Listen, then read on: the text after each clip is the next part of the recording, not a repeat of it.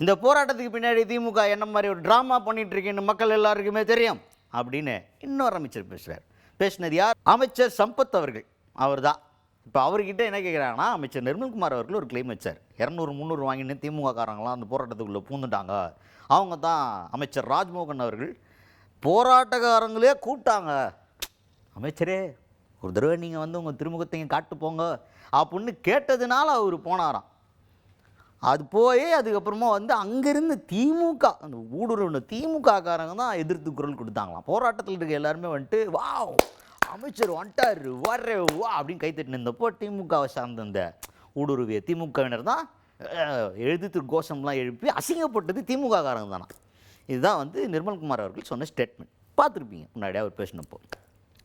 இதை கேள்வியாக கேட்குறாங்க. அதுக்கு சம்பத் அவர்கள் சொல்கிறார், ஆமாம் தெரியாதா, பூரா திமுக காரங்க தான், எல்லாம் வேஷம், இந்த ப்ரொட்டஸ்ட் அப்படியே எங்களுக்கு எதிராக மாற்றணும்னு அதுக்குள்ளே பூந்து ட்ராமா அப்படின்ற மாதிரி இவரும் அதே பாயிண்ட்டை ஆமோதித்திருக்கிறார் சம்பத் அவர்கள். இது என்ன சொல்கிறார் அப்படின்னா, இதெல்லாம் அப்படியே புறக்கணிச்சுட்டு மக்களுக்கான சேவையில் கான்சென்ட்ரேட் செய்ய வேண்டும், அதை தான் நமக்கு கவனம் அப்படின்ற மாதிரி ரொம்ப பொறுப்பாக பேசியிருக்காரு அமைச்சர் சம்பத் அவர்கள். சார், அதாவது ஜென்சி கிட்ஸ் என்கின்ற போர்வையில் இது திமுக நடத்தும் நாடகம் என்பது அனைத்து மக்களுக்கும் தெரிஞ்ச விஷயந்தான். இது வந்து குறிப்பிட்டு இந்த மேடையில் நான் சொல்லி தான் எல்லாருக்கும் தெரியணும் அவசியம் கிடையாது. இது அவங்களுடைய நாடகம் என்பது பொதுமக்கள் அனைவரும் அறிந்த விஷயம்தான். அதை பற்றி நம்ம விரிவாக எவ்வளோ பேசினாலும் ஒரே விஷயந்தான். அவங்களுக்கு மாண்பு முதலமைச்சரோட ஆட்சியில் குறை கண்டுபிடிக்க முடியாது, எந்த ஒரு தப்பும் நடக்கலை அப்படிங்கிற பட்சத்தில் அவங்க செயல்படுத்த முடியாத ஒரு திட்டத்தையே வந்து திருப்பி வந்து ஜென்சி கிட்ஸ் என்கின்ற ஒரு போர்வையில் அவங்க வந்து அதை ஒரு பிரபலப்படுத்திக்கிட்டு இருக்கிறாங்க. அதை அனைவருக்கும் அறிந்த விஷயந்தான். அதனால் அதை புறந்தள்ளி நம்ம மக்களுக்கு உண்டான தேவைகளை அறிந்து செய்யக்கூடிய அரசாக மாண்பு முதலமைச்சருடைய அரசு செயல்பட்டு இருக்குது.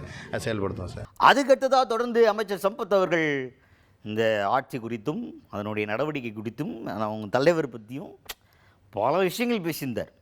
நிறையா, அதாவது ஒரு மனுஷன் வளர்ச்சின்னா என்ன, எங்கால பாரு, எப்படி ஒரு உழைப்புன்னா என்ன, இந்த கட்சி ஆரம்பிச்சதுன்னா சும்மா 2 வருஷம் 2.5 வருஷம் உழைப்புன்னு நினைக்கிறியா, 30 வருஷமாக உழைச்சிருக்காரா எங்கள் தலைவன்.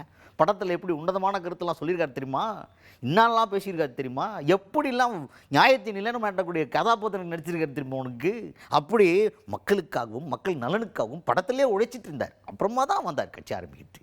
அப்பேற்பட்ட மனுஷன். அதனால் ஒரு வளர்ச்சிங்கிறது ஒரு நாள் 2 நாளில் நடந்துடாது, பல வருஷம் உழைப்பு இருக்குது அப்படின்ற மாதிரி ஏகப்போக விஷயங்கள்லாம் பேசினார். அதெல்லாம் கேட்டு நம்ம மக்களுக்கு வந்து டக்குன்னு வந்துட்டு இது எத்தனை தடவை கேட்குறது, வேறு ஏதாவது புதுசாக கண்டென்ட் போடுறா அப்படின்னு டக்குன்னு சொல்லிடுவீங்கன்னு சொல்லிட்டு அதில் எதுவுமே சிக்காத ஒரு கண்டென்ட் எடுத்து வந்துருக்கோம்.